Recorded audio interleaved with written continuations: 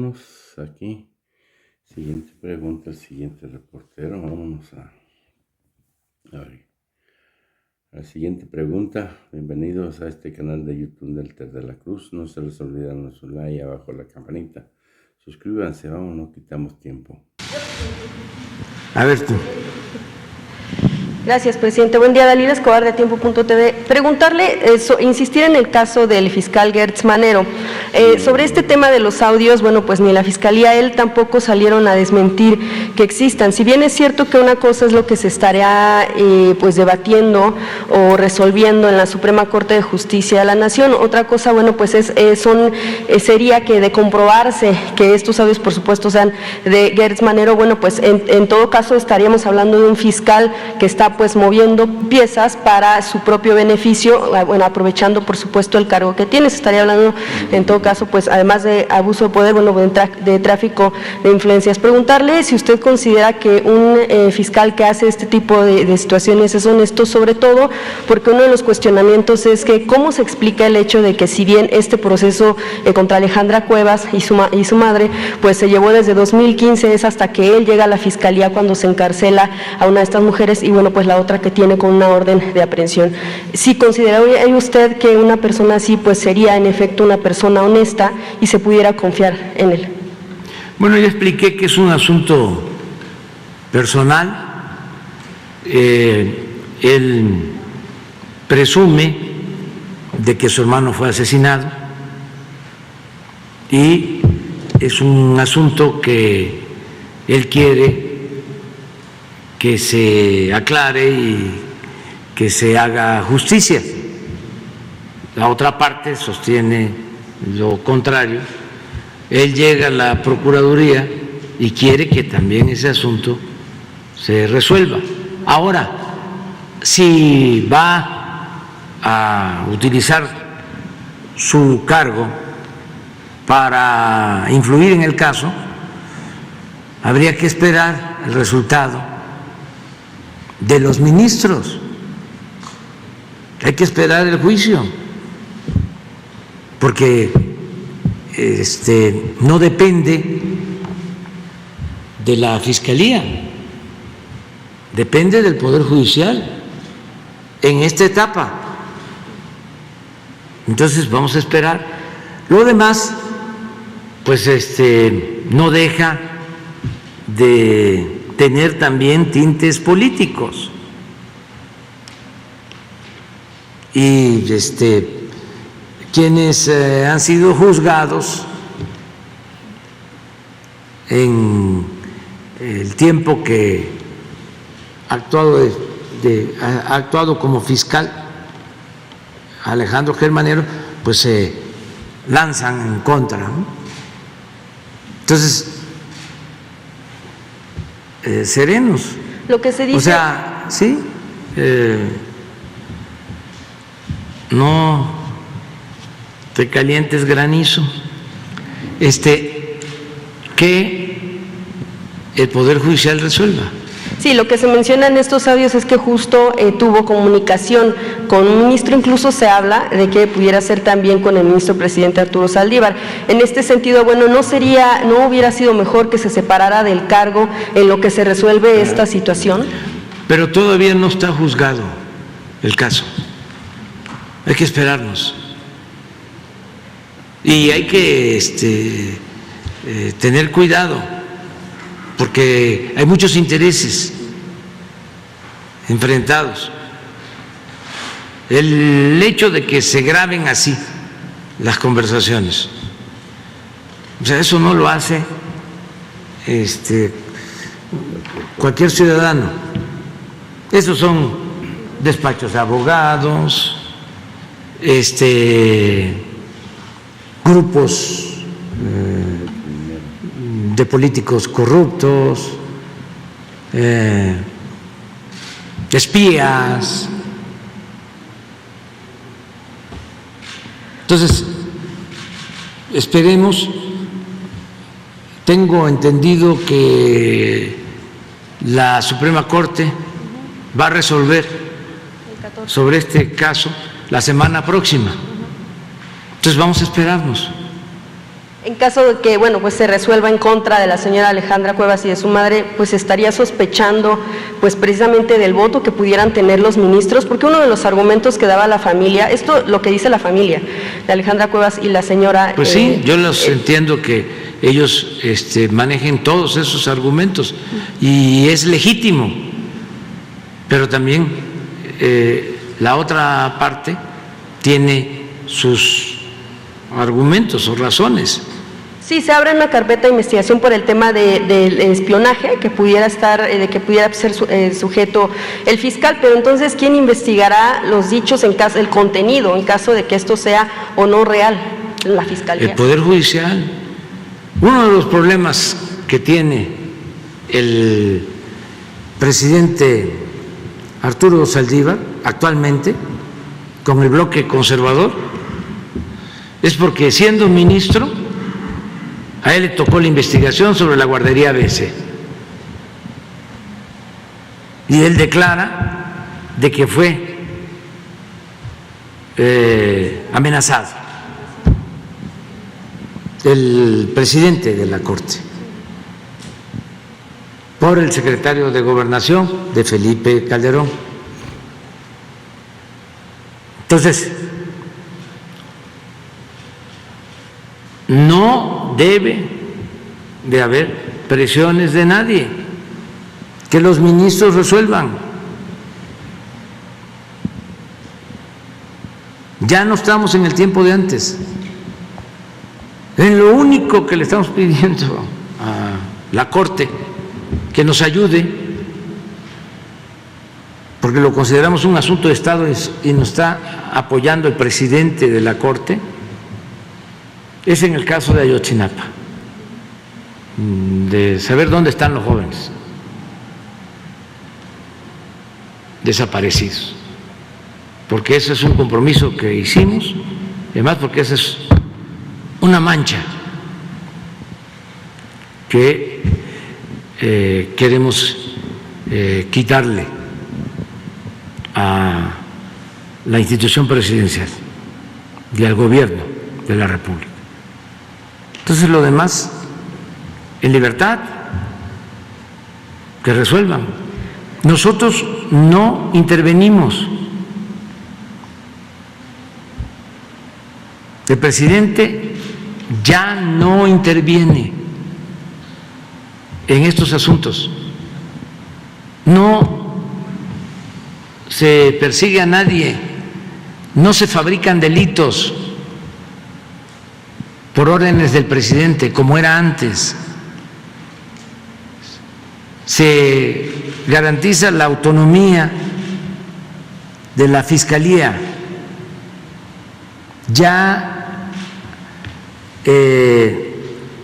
la Procuraduría, como se le llamaba antes, no depende del presidente. Ya es una instancia autónoma.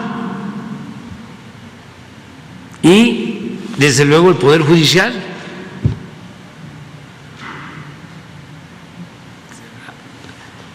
Son independientes. Yo me he reunido con ministros,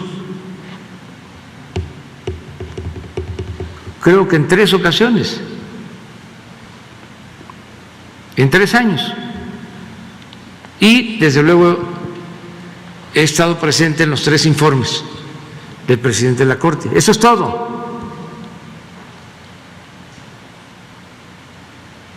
Nunca he usado el teléfono para hablarle al presidente de la Corte. Son otros tiempos. Entonces, que se le deje este asunto al Poder Judicial y que ellos actúen con libertad y resuelvan. Y lo demás, pues es apostar, para hablar claro, a tumbar al fiscal. Pues eso como que no nos conviene a los mexicanos. Algo que están agradeciendo los empresarios, los inversionistas,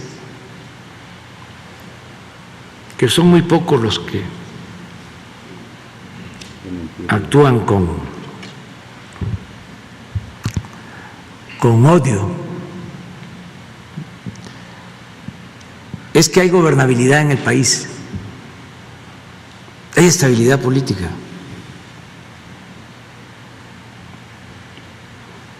Entonces, no apostemos a la inestabilidad. Estamos saliendo de la pandemia, estamos enfrentando ahora la intervención de Rusia en Ucrania, una guerra. Miren lo que está sucediendo con los precios del petróleo, con los precios del gas.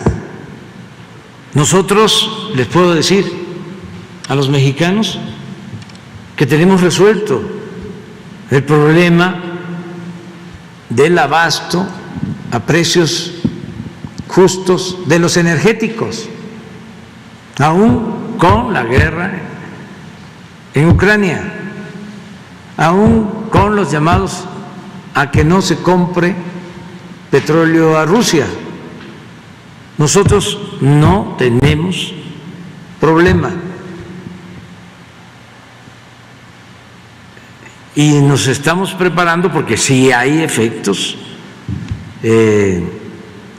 negativos por esta confrontación y estamos defendiendo nuestra economía y protegiéndonos, pero hay gobernabilidad.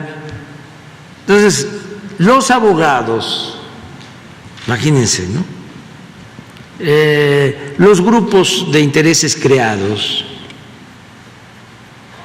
las minorías, porque esto no tiene que ver con la mayoría del pueblo, pues están viendo cómo descarrilan al gobierno. Bueno, hasta en los casos más extremos, cuando la pandemia querían que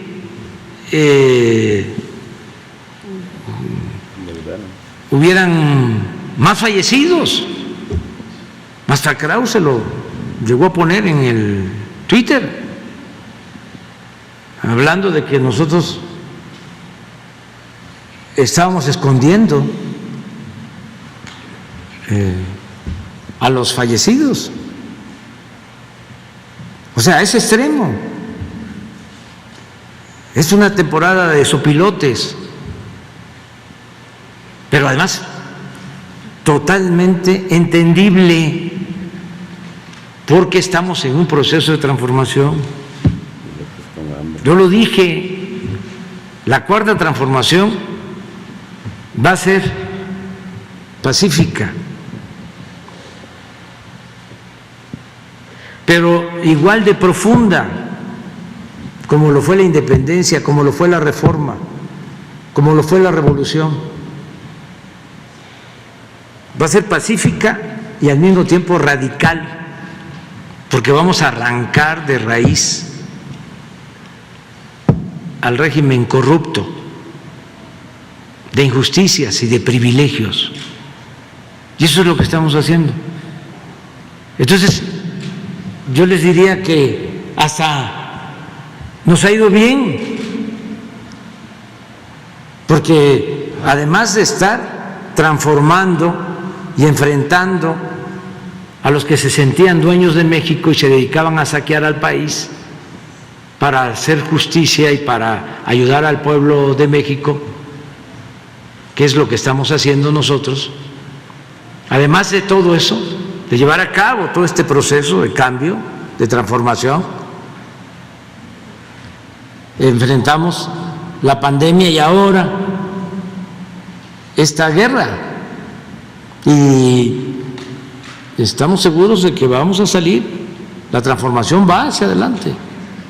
Entonces, eso es lo que te puedo decir. Vamos a esperar a que resuelva el Poder Judicial. Sobre una de las manifestaciones que acaba de hacer el presidente en torno al tema del movimiento feminista, bueno, pues insistentemente se ha pedido que cuando se pueda referir al tema del movimiento feminista, pues se separe un tanto lo que es el poder y la oposición, dado que, bueno, pues no es lo mismo el tema de la exigencia de las mujeres en las calles para pedir que terminen los feminicidios, porque incluso lo que se menciona es que si de violencia se habla, pues violencia son las expresiones con las que mujeres aparecen asesinadas pues todos los días en el país, presidente. Entonces es, bueno, parte de lo que colectivas también han mencionado en diferentes ocasiones, que si se refiere, y sobre todo en el tema de la marcha, un momento tan importante para el movimiento del 8 de marzo, pues no se conjugue con el tema de si hay oposición o no, para evitar precisamente también que siga habiendo este tipo de expresiones de agresión en contra de las propias mujeres. Sí, aquí hay dos cosas.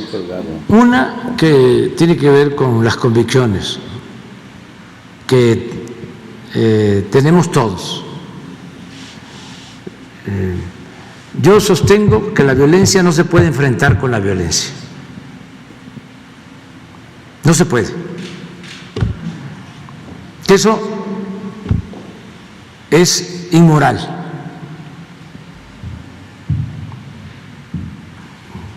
Eso es inhumano.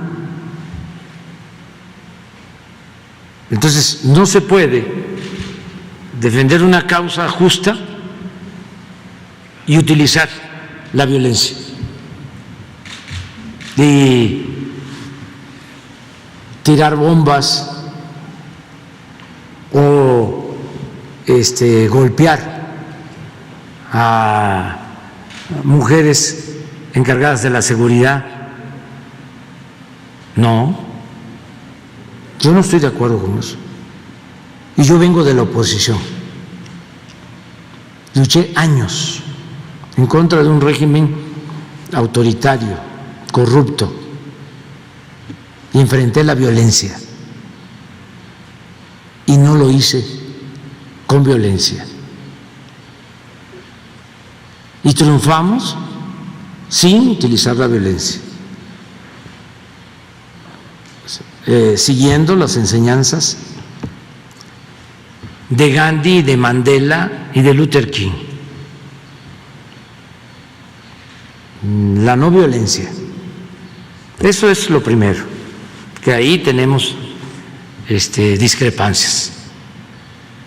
Lo segundo es que yo creo en la igualdad, pero en su concepción amplia.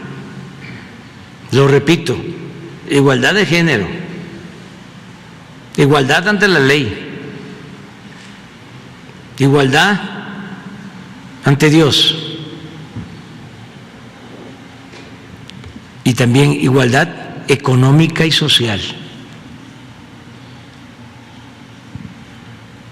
Entonces, nosotros estamos atendiendo lo que consideramos que es el principal problema del país, la corrupción que ha causado una monstruosa desigualdad económica y social, porque hay millones de mexicanos en la pobreza, mujeres y hombres, hombres y mujeres.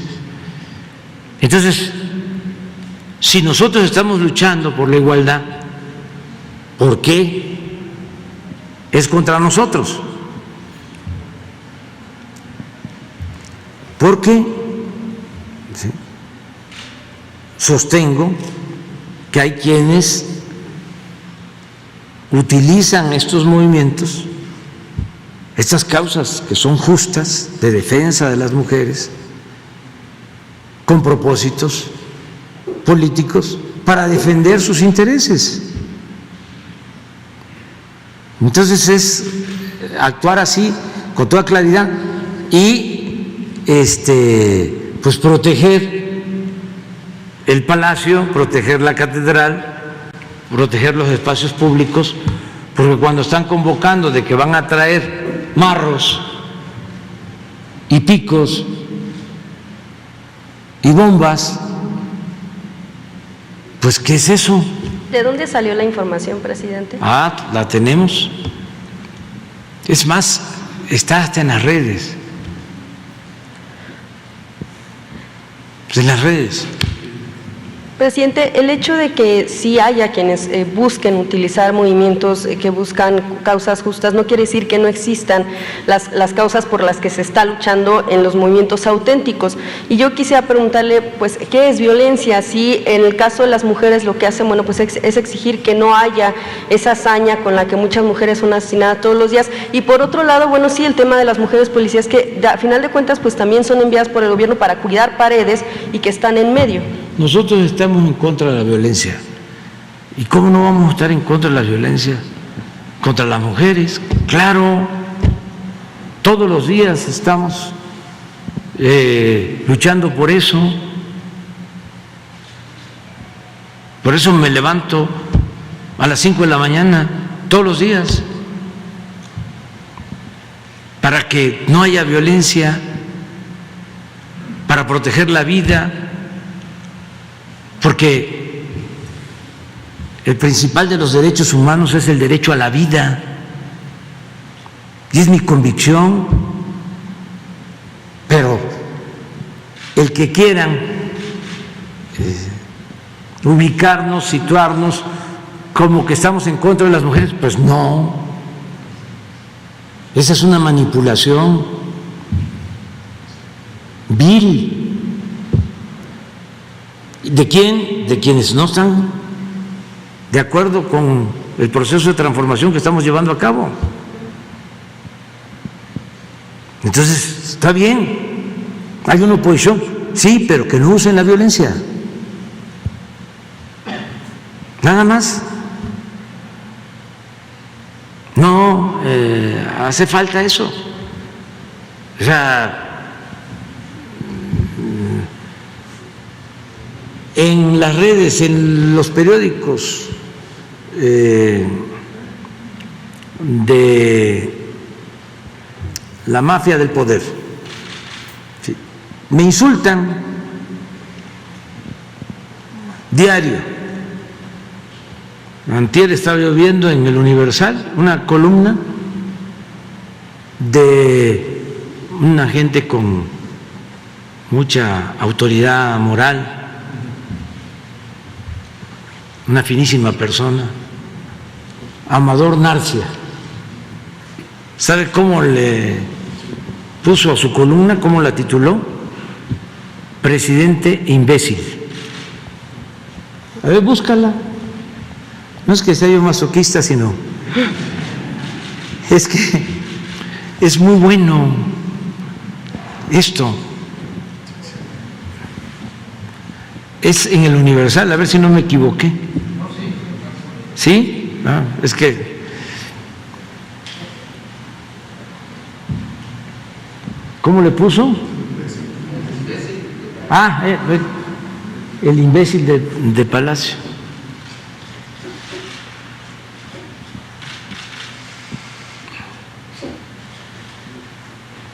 Todo está permitido. Eso no es problema. Nunca va a haber represalia ni censura. No le voy a hablar a Juan Francisco Ili Ortiz para decir, oye, se pasan. No, eso está bien. Pero ya cuando se trata de golpes y de tirar bombas y de agredir físicamente, pues no, eso no se puede permitir a nadie. Ya por último, presidente, nada más por la importancia de lo que sucedió en Monclova, es el hallazgo de esta caja de tráiler con 160 migrantes o más. Si pudieran, si tienen información en torno a qué sucedió con los que fueron responsables, qué sucedió también con la salud de estos migrantes que estaban en condición de hacinamiento, y qué informe tienen al respecto. Gracias. Hasta hoy en la mañana que se rescató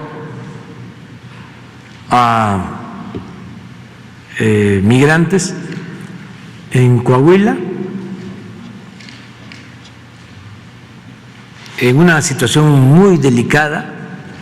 Parece que sí hay una señora fallecida, Sí, o un bebé. Se rescató como a 50, 60, pero vecinos hablan de que se dispersaron 100 más. O sea, se presume que iban como... ¿Traes el informe? A ver.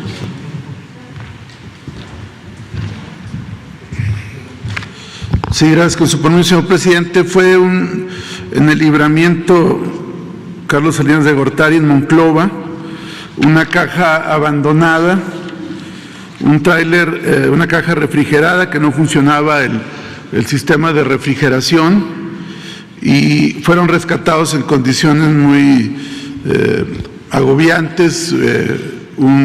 Se estima que al menos 160 personas, y que habrían ido en ese tráiler alrededor de 200 a 250 personas. Se tiene conocimiento de una mujer embarazada que el producto desafortunadamente perdió la vida, y hasta donde tenemos conocimiento parece que ella también.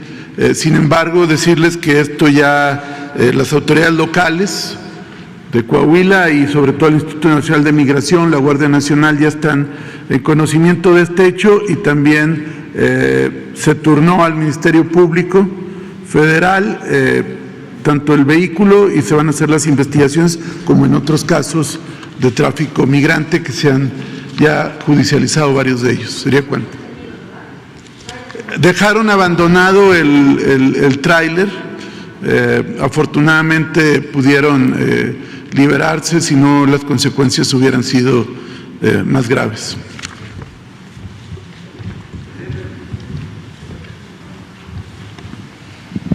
Y luego tú.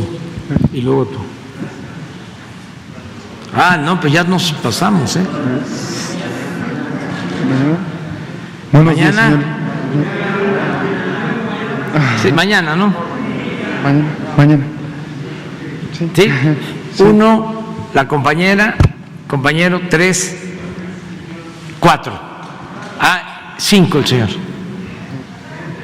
¿De acuerdo? Muy bien, nos vemos mañana. Termina la conferencia.